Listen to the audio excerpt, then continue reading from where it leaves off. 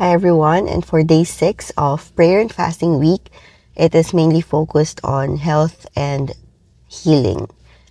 And it's amazing that God already sustained us for the 6 days of prayer and fasting. And I'm not sure if how are you fasting and how are you right now, but I'm really praying for sustenance and success for the first year the first na prayer and fasting this year, because pwede ka na mag-prayer and fast again anytime you wanted. Pero for the week na prayer and fasting ngayon na ginagawa natin, or ginagawa ko, if you're following me, yan, so it's the 6th day and it's the last day. And since it's the last day, we can already break our fast. So after today, pwede na ako mag-dinner. Yan lang siya. Pero, if I will be going back to eating regularly after the prayer and fasting week, dapat hindi abrupt yung pagbalik mo sa pagkain ng heavy food. Dapat gradual lang, kasi pag masyadong mabigat agad yung kinain mo for dinner, like in my case, dinner, diba yung finast ko, mabibigla naman yung tiyan ko, so baka sumakit din, diba? So, dapat babagal lang yung pagbalik. So, para masanay unti-unti yung tiyan mo ulit. So, yun. And for today, reading the verse and, contemplating about it, health is really important, I know. And lalo na sobrang hirap magkasakit ngayon. Sobrang mahal magkasakit ngayon. And I have experienced my very first na sobrang habang hospitalization last year. I got hospitalized because of the ectopic pregnancy, right? So, we lost our first pregnancy, and I had to stay sa hospital ng almost a month or so. Yeah, it's more than a month pala, basically. And I had to stay at home for another month. So, ang tagal kong hindi nakapasok sa work last year because of what happened. And ang hirap gawin yung mga bagay na dapat mong gawin because may compromise sa health mo. So, with regards to health, I know it's really important. And hindi naman siya magiging perfect for everyone, lalo na ngayong panahon ngayon. I know yung mga mas older ang years sa atin, like wiser years than us, would say that we should be eating more healthy food, we should be more careful on our health and lifestyle. But it's really difficult, no? Parang gusto mo naman talaga magpapayat or gusto mo maging healthy, pero it's really difficult. Well, I have noticed na syempre, it's difficult in a sense na everything has a cost. Kailangan mas magbayad ka pa. Like, bakit mas mahal yung mga vegan food? Right? Mas mahal ngayon ang gulay. Mahal nga na kamatis ngayon eh. And mas mahal din gumastos like gym membership, mga ganyan. So, anything that would make you start also in your journey of fitness would really cost you a lot. Mas mura pa yung chichirya, mas mura pa yung mga junk foods, right? So, yung mga ganong bagay. And I know there are a lot of things that we should do na hindi naman dapat mahal. Like, eating small portions of food, that's right. And sleeping good amount of sleep, or the right amount of sleep, which I also need. And then more intake of fluids or water. And a lot of things, a lot more. As I was saying, I acknowledge and recognize that health is really important. And keeping our health in its tip-top shape is super important if we really want to live longer life, at least, or not suffer its consequences. Especially, like ako, bata pa ako. I know bata pa ako, pero may maintenance na ako, diba? So, I'm really praying for it. And not just pray about it, I really need to do something about it. And praise God, with the ectopic pregnancy, nabawasan yung maintenance ko afterwards. Kasi believe it or not, ang dami kong maintenance for my blood pressure, my hypertension, and buti nabawasan ng isa. Okay na ako dun. But sabi nga ng husband ko, we have to have a goal na mas mabawasan pa especially in controlling my blood sugar. So, but I haven't had another test yet sa ngayon, but I hope makagraduate tayo dyan. So, I'm not sure how are you right now when it comes to your health, and a lot of people are doing New Year's resolution when it comes to their health. Ako ayoko mag-resolution about it because I know naman na hindi ko siya magagawa, but I just need to be more mindful of what I eat and what I drink and how often I eat and drink non-healthy stuff. Yan. So, because of it, I want to focus more on healing because there's a lot of things na hindi natin naiisip at napagpipray pagdating sa healing because we thought, some people think na you just need healing kung may sakit ka. And I'm saying that it's not just the case, okay? In the course of my life growing up, nung naging Christian na ako, so pag ina-assess ko yung sarili ko, especially when I had the time to personally pray for today's or the day 6, the health and healing, na-assess ko yung buhay ko na God has been healing me countless of times. And majority of those pains na hinihil ni Lord sa akin is my heart. Emotional pain talaga. And what's really good about it, it's allowing me to forgive easier. However, syempre marami ka pa rin dapat ipag-pray na i-heal sa heart mo, like pride. Pride is really difficult to bear. Especially greed. Greed is something na hindi mo napapansin. You're being greedy and selfish. And wala eh. Only the Lord can see through our heart. And that's what we should always be praying for. Na may Jesus would always see through our hearts and remind us, makonvict tayo sana ng Holy Spirit, diba? Kung ano yung mga ginagawa at iniisip natin. And not just the emotional pain of heartbreaks, ha. Tell you frankly, my first love was my lolo. As in, batang-bata pa ako, I really admire him. And I really wanted someone, sana na, someone like him. Pero kasi 10 years old ako nung nawala siya. So I wasn't able to get the solid chance of, being with him all the time. Especially nag-States din sila ni mommy before si daddy. So si mommy and daddy kasi they always go to the States and dun sila nakatira and they just visit us here. Pero pag nandito sila, syempre, we spend time with them. But then, I had a very short time living with daddy na I just know I admire him, but I wish I could have known him more sooner, diba? Or at least, if he could have lived longer. But again, hindi natin magagawa na yun, hindi natin masasabi na what's gonna happen next. But in my life, I consider daddy as my first love. And I also consider my papa, yung tatay ko, as my first heartbreak. And it's not because of a boy, but doesn't mainly siya talaga. Because my dad always, before nung hindi ko patanggap lahat ng bagay and hindi pa ako Christian, I always see my dad as, someone who breaks his promises. And I feel defeated, I feel disregarded, and I really feel na wala lang ako, ganon. So, yun yung mga naramdaman ko before. And that made me felt na talagang heartbreak siya. And as a daughter, so galing pa sa tatay ko yung heartbreaks ko, diba? So, sobrang sakit nun. And for me, ang hirap patawarin yung tatay ko at ang hirap patawarin ang sarili ko. And also with what happened with me and my previous relationships.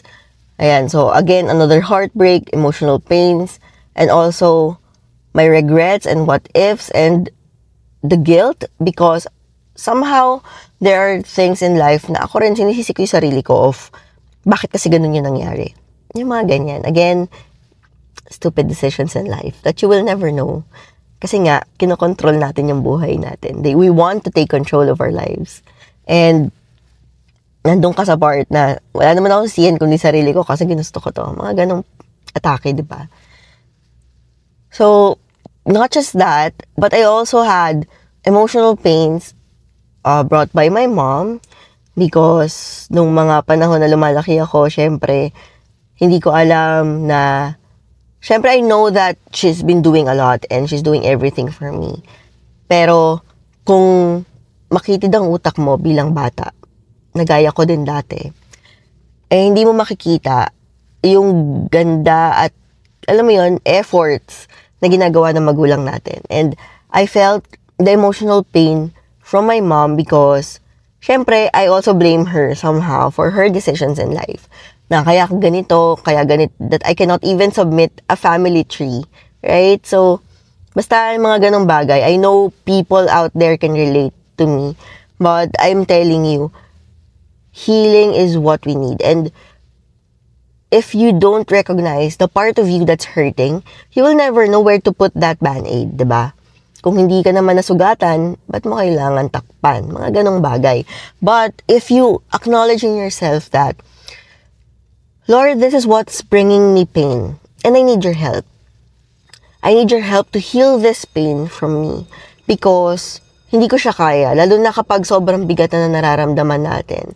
There are things in life na sometimes sobrang bigat na that we decide to, keep ourselves detached from other people, keep ourselves preoccupied just to think na makakalimutan natin yung problem, makakalimutan natin yung pain. But no, it's not. We're just sweeping it under the rug.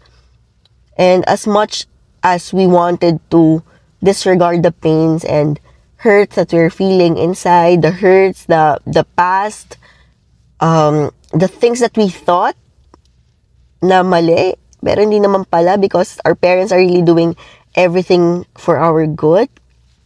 Diba? And even yung pain na akala mo pinaparusahan ka ni Lord. But no, we are being disciplined as God's children. And we have the freedom. His love gave us freedom. Jesus died for us so that we can live. And that freedom that Jesus gave us doesn't give us the license to keep on sinning. And whatever we do in life, of course, there are always consequences. And how God really loved us, or God loves us, is that He is allowing us to do anything we want in life, but we cannot choose the consequences that may follow. And that, my friends, somehow nakakalimutan natin that because of what we're doing, we receive discipline. And sometimes if you do not know that God, as a heavenly Father, how loving He is, you would always put the blame on Him. Na, ba't mo kasi ito hinahayaan mangyari sa akin? Lord, bakit mo ako pinaparusahan? So we have to have that change in mindset. Well, mahirap ipilit sa tao yon. It's because, yun nga, dahil kung hindi mo kilala si Lord, talaga, ganun yung mangyayari. And even your parents, no? Kung di mo talaga kilala yung parents mo, hindi mo alam yung mga sacrifices na ginagawa nila para sa'yo, you would never appreciate what they've been doing and you will just say na, you're just giving me a hard life. It's really difficult to hear, especially coming from a child na inalagaan ka naman talaga. So, I was like that back in my previous life. And, praise God that I received that healing. And growing up, hindi ako nagbobore ng galit sa ibang tao because God has been intentional with me. He's been healing my heart. Emotional pains, people who has been, saying a lot of things even behind my back or behind other people's back. So, syempre may mga ganyang tao na hindi mo maiiwasan. And even at work, sobrang galing lang ni Lord because at work, alam mo yun, natutulungan niya ako ihiwalay yung mga bagay na hindi naman dapat. And if it's for work, it's for work. And if it's, personal, it's really different. So, whatever is happening at work is really different from your personal life. And it saves me a lot because it allows me to manage my heart. It allows me to manage my emotions. It allows me to manage my temper. And that's what we need I'm not sure with you who's ever watching this, if what's your heart issues, if it's pride, greed, anger, ego, mga ganyan. But I know my problems. I know how to deal with my heart, and I'm constantly praying for my heart, because had it not been for God and Jesus' love, siguro punong-puno ako ng galit, punong-puno ako ng regrets in life, and it will not be healthy for me. And it might be the start of, yung pagka sira ng mental health ko na pwedeng makaapekto talaga sa akin. And with the ectopic pregnancy that happened to us recently nga, last year lang, had it not been for Jesus' love, siguro kung di ko kilala si Jesus noon, nabaliw na ako. I experienced that, lalo na nung nasa bahay lang ako ng matagal na hindi ako pwedeng lumabas. I had that experience na sinabi ko yun sa asawa ko, na I don't know why, but bigla na lang ako umiiyak. Bigla na lang ako umiiyak na basta hindi ko maintindihan. And bigla ako nalulungkot. Mga ganong bagay. I know, because I know what's happening, but as much as I want to get hold of my emotions, I cannot. And okay lang ako whenever people ask me of things, of kamusta ka, ganyan. But as much as possible, I want to avoid it. Because I always burst into tears, I just break down like a broken pipe. And it happened. It actually happened. Nung nasa retreat kami, we had a nice dinner sa Wolfgang's. And then people were asking us. So ako, okay lang naman ako to share. Pero hindi ko kasi makontrol yung emotions ko when it comes to those things. Lalo na iyakin naman talaga ako. And I know people just want to help and want to pray for us. And I really appreciate them, because, well, us brothers and sisters in Christ really need to share the burden so that people can always pray for us. And we will never know how can we pray for each other, one another, if we will never know how and what burdens us. And, I have always been asking, at the end of the vlogs for this prayer and fasting week, how can I pray for you? I really ask that sincerely. Let me know, how can I pray for you? Because I would really love to pray for you. And it's a privilege. It's a privilege for me to pray for you. It is somehow what I can do to help you. Kung ano man yung naranasan mo ngayon, kung ano man yung nararamdaman mo ngayon. And as we focus on health and healing, I'm really praying for everyone's health. That I know it's really difficult because of what we consume right now. Whatever we have, a lot of radiation, a lot of things na pwedeng makadistract sa atin pagdating sa healthy living. Minsan masarap na lang manood ng mga documentaries of how to live healthy, but hanggang gano'n na lang. So nakahiga na lang kayo, di ba? Nakahiga na lang ako. Mga na lang, Netflix, mga ganyan. But I'm really praying for everyone's health. Really. It's not easy. It's not cheap. And for everyone's healing, I really pray that we all get that constant healing from the Lord. It's a constant healing because we keep on sinning. And we keep on making the same mistakes. Sometimes we keep on making the same mistakes paulit-ulit. And praise God that hindi siya napapagod sa atin. Grabe talaga si Lord. Healing is what we really need. And I'm not sure what you are going through right now. If you have physical pain, physical healing that you need, emotional healing, spiritual healing, for your mental health, healing. But I sincerely pray for those who need prayers on emotional healing, because that's not easy to defeat. It's not easy to heal. And it will allow you to, bitbitin mo yan. Bibitbitin mo yan hanggang tumagal, hanggang tumanda ka. And sana hindi naman mangyari na may mawawala pa sa buhay mo bago mo pa sila mapatawad or bago pa kayo magkapatawaran. Alam mo yon? Because we'll never know what will happen for tomorrow. We'll never know if tomorrow will ever come. So, sometimes it's really difficult, diba? To say thank you, to say I'm sorry, and to say I love you. But please take that opportunity as long as you're alive, as long as the people out there are still alive who are really important in your lives. Deal with those emotional pains. And it's not easy, I know. But kaya kailangan natin mag-pray kay Jesus. We need to pray to the Lord. We need to pray for guidance from the Holy Spirit because us alone, as humans, cannot really do it. Very impossible. And these are things na only God can do for us. A changed heart. Pray for a changed heart. You cannot pray for other people to change, alright? Mali yun. And we can only pray for our hearts to change so that we know what to do, we know how to deal with it, and we know how to take care of our health from within. Healing is really important because our world is sick, our world is wicked.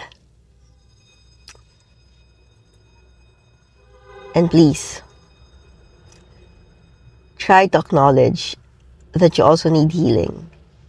It starts from awareness. It starts from acknowledging, recognize that you need healing. We are really sinful. We are broken. We need some fixing. And there is nothing that God can never fix. He can always fix everything because siya rin naman gumawa sa atin eh.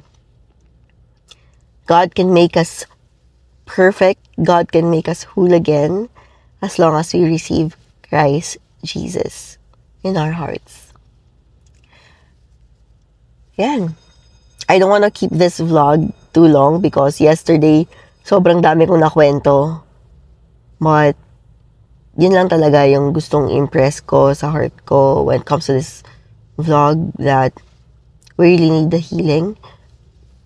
And please let me know how can I pray for you.